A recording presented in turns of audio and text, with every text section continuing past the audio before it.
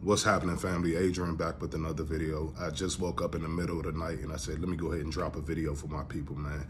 I had put my son to bed at about 10 and I called myself getting back up and, watching a couple of TV shows and, because I've been watching cartoons and stuff like that all day with him. So I wanted to get a little bit of adult time in.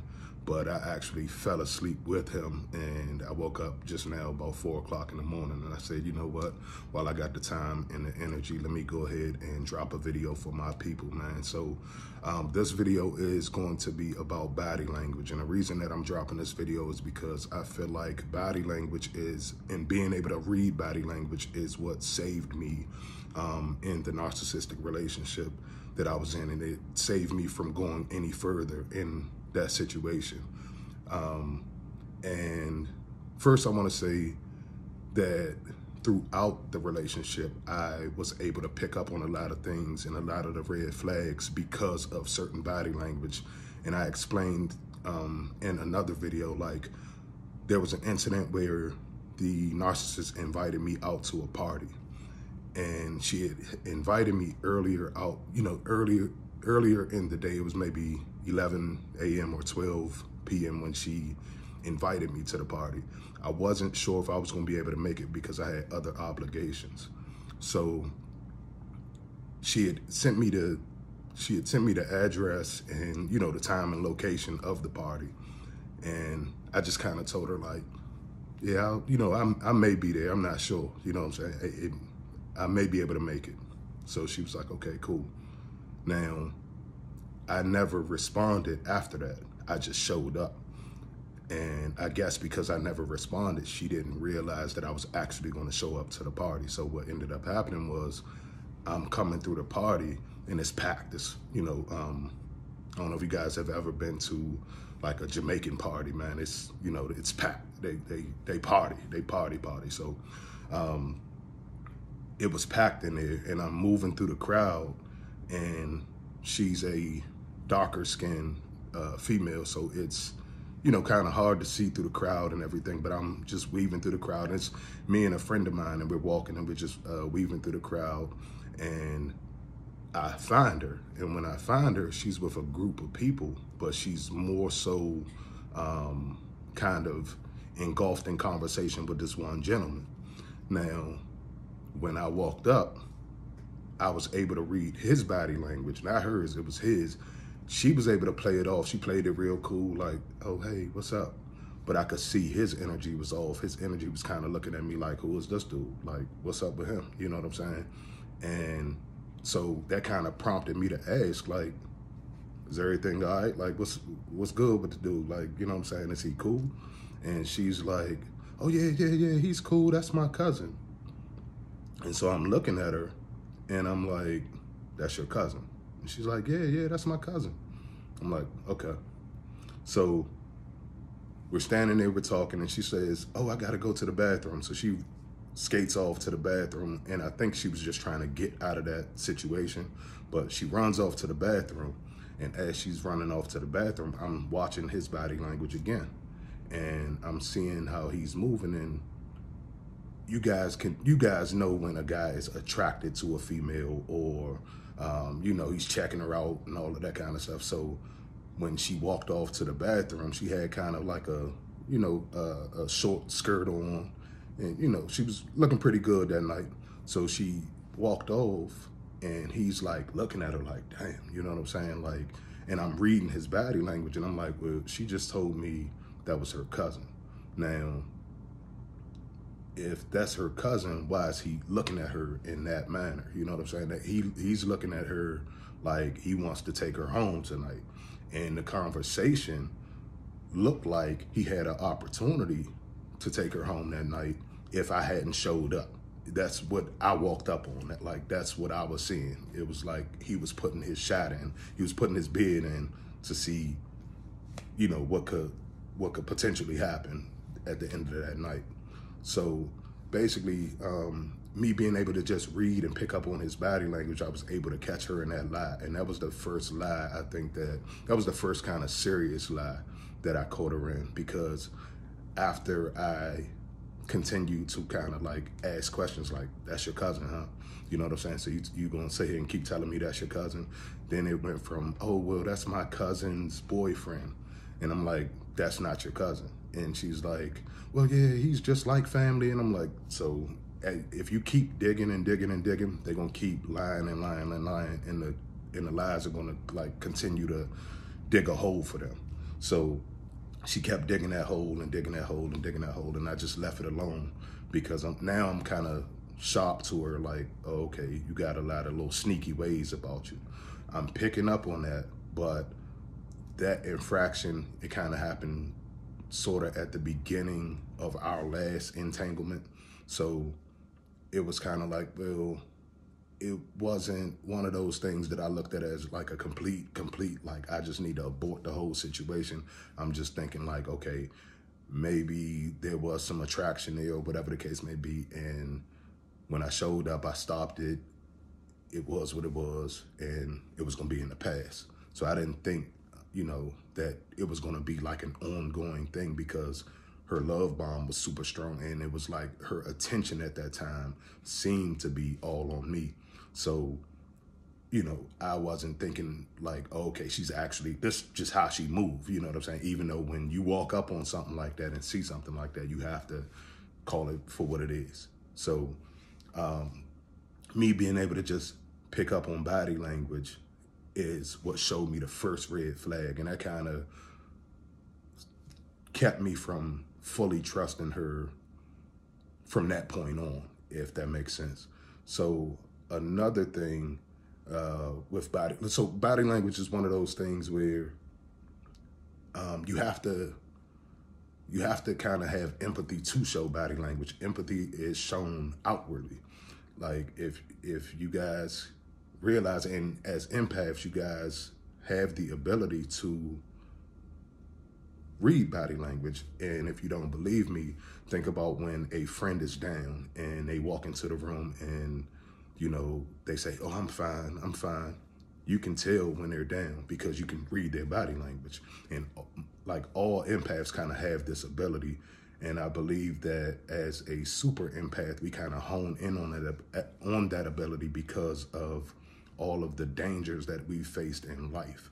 Like we faced a lot of situations where we had to be alone and we've had to kind of figure the world out on our own. So being able to just sit back in the cut and read people's body language has been a tool that has pretty much helped me all of my life. Like I can walk in a room and I can kind of, you know, be in a corner somewhere, but I can pick up on the energy of the room. I can pick up on, you know, when somebody comes in with good vibes. I can pick up on when somebody comes in with bad vibes.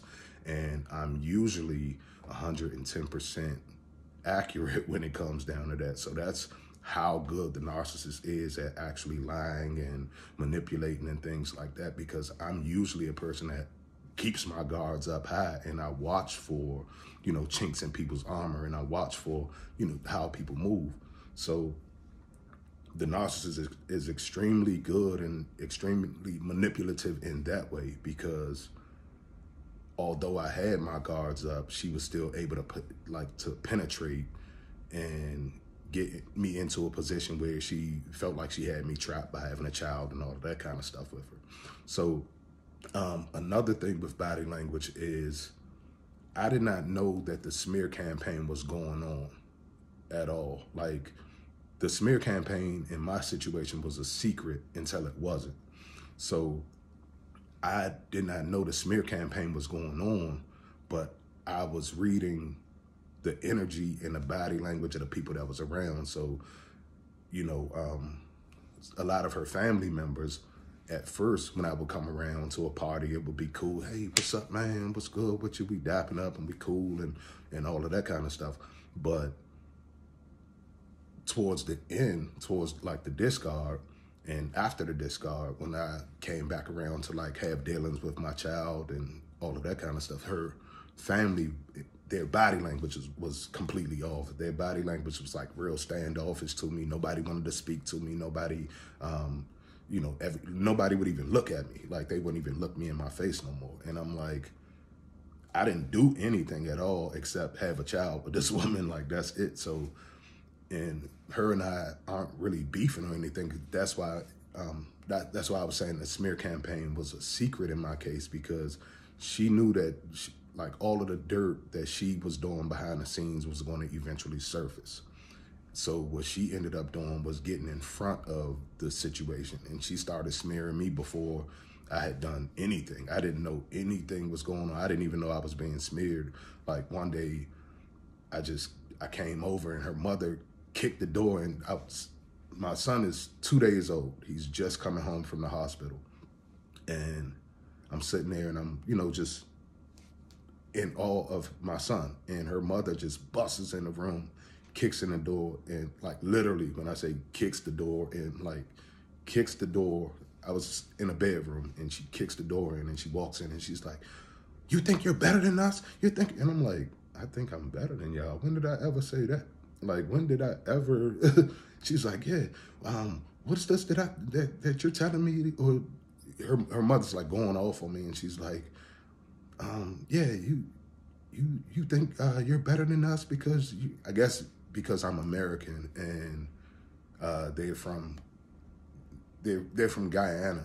So she was trying to portray, the narcissist in my situation was trying to portray me as the reason that I didn't come around, the reason that I didn't have dealings with her, the reasons that I was standoffish to her family was because American guys thought that we were better than their culture, I guess. So her mother kind of busts in the room, and like I said, this is 2 days after we have our son. So I'm sitting here and I'm holding my son, and I love Guyanese people. I love Jamaicans. I love like the whole culture. I love reggae music. I love curry chicken. I love jerk chicken. I love all of this stuff. So I'm sitting here and I'm like, what? She told you, like, where'd you get that from? Not thinking that her daughter would lie about something like that. And I didn't even see that lie coming. I'm like, wait a minute. And now I'm starting to put the pieces together and I'm realizing like, oh, you told your mother and you told your whole family that I think I'm better than y'all. And that's why I'm being treated like this. And so I confronted her about that. And she's like, no, I didn't tell my family nothing. But I could already see the way that her family, like the way that her cousins that normally would speak to me, and the way that her mother was treating me, and the way that, her brothers and everybody was treating me. One of her brothers was pretty cool for the most part the whole time, but another brother, we kind of bumped heads at one point, and I feel like that was all set up by her. So, so body language is definitely important. Like, I would not have survived that situation, I don't think, if I wasn't able to read body language. I was able to pick up on so many different things because I was watching her and studying her. And like I said, empathy is one of those things that's shown outwardly, and you kind of have to have empathy to show the correct emotion in the correct setting, in the correct situation. So like, if you see that somebody is sad and you're trying to show sad, but you don't really have the emotions to show sadness like that, or it's just like that cold empathy, then you may display the wrong body language. You may display like the wrong emotion through your body language. And that's what she did in a lot of cases. She tried to show fear in a lot of cases that I'm like, I don't see it. Like, I've been in a lot of scary situations, but, I've been around a lot of gunshots, and I've been around a lot of danger in my life. So I know what a dangerous situation looks like. And I'm looking at her body language in the way that she's moving, and I'm like, nah, I don't see it. I don't see the fear that you're supposed to have in this particular situation that you're saying that something extremely dangerous has happened to you. And I'm like, nah, I don't see it. I don't see it at all. Then she actually tried to include her child into an extremely dangerous situation. And I'm looking at the little boy, and I'm like, that little boy is not showing that he's been through the type of trauma that you're telling me that he went through in this particular event. You're telling me that this little boy had something extremely bad happen to him, and he's just playing with toys and wanting to go out to the neighbor's house and, you know, all of that kind of stuff. And I'm looking at him and I'm watching him and I'm like, that don't seem like a child that just went through something extremely traumatic like you're trying to present this situation to be. So that is it, guys. I wanted to get that video out real quick. I will probably double back on this topic because I feel like there's so much to talk about when it comes to body language. But body language is one of those things that helped me extremely in getting out of the situation and understanding what I was dealing with. And if it wasn't for me being able to read body language, I would probably still be in the situation, because one of the last lies that was told to me was one that would kind of draw me in. And if I wouldn't have been able to see through the lie, then I probably would still be there, and I would probably be in a worse situation than I was. So that's my video, guys. I appreciate each and every last one of you guys. If you are new here, hit the subscribe button, hit the like button, hit the share button. I appreciate each and every last one of you guys for just continuing to ride with the channel, man. I'll talk to y'all in a minute.